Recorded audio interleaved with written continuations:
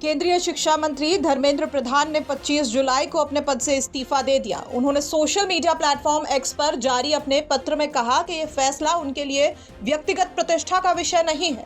अपने इस्तीफे के पीछे उन्होंने कई कारण गिनाए, जिनका केंद्र युवाओं का भविष्य, देश का माहौल और शिक्षा व्यवस्था रहा।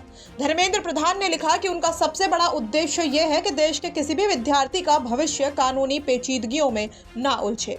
उनका कहना है कि छात्र अपना समय पढ़ाई और करियर बनाने पर लगाए, न कि विवादों में फंसे।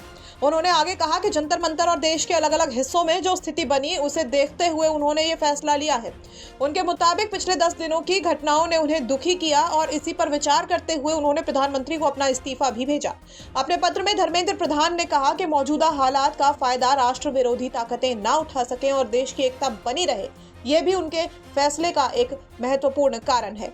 उन्होंने कहा कि भारत की युवा शक्ति देश की सबसे बड़ी ताकत है और उसे भ्रम के कुचक्र में फंसने नहीं दिया जाना चाहिए। उन्होंने इसे अपना संकल्प बताया और कहा कि युवाओं की आकांक्षा का सम्मान उनके लिए हमेशा सर्वोच्च रहा है। धर्मेंद्र प्रधान ने अपने पत्र में साफ लिखा कि यह मामला उनके लिए व्यक्तिगत प्रतिष्ठा का नहीं है। उन्होंने कहा कि पहले दिन से उन्होंने पूरी जिम्मेदारी ली और इस परिस्थिति से कभी भी मुंह मोड़ा नहीं।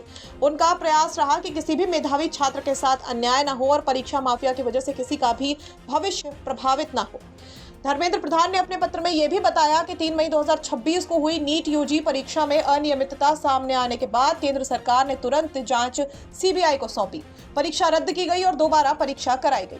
उन्होंने लिखा कि 20 लाख से ज्यादा छात्रों की परीक्षा सफलतापूर्वक कराने के लिए केंद्र सरकार, राज्य सरकारों, जिला प्रशासन, छात्रों और अभिभावकों ने मिलकर काम किया। उन्होंने ये भी कहा कि 16 जुलाई को घोषित परिणाम संतोषजनक रहे, लेकिन इस दौरान कुछ जिम्मेदार पद पर बैठे लोगों ने छात्रों को गुमराह करने की कोशिश की, जिससे उन्हें गहरा दुख हुआ।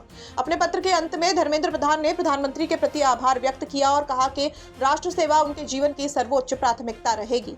चिट्ठी के आखिर में धर्मेंद्र प्रधान ने प्रधानमंत्री नरेंद्र मोदी के मार्गदर्शन, मंत्रिपरिषद के सहयोगियों, शिक्षा मंत्रालय के अधिकारियों और कर्मचारियों का आभार व्यक्त किया। उन्होंने कहा कि सार्वजनिक जीवन में आगे भी वह भारत माता, ओडिशा की जनता और देश के युवाओं की आकांक्षा को पूरा करने के लिए पूरी निष्ठा के साथ काम करते रहेंगे।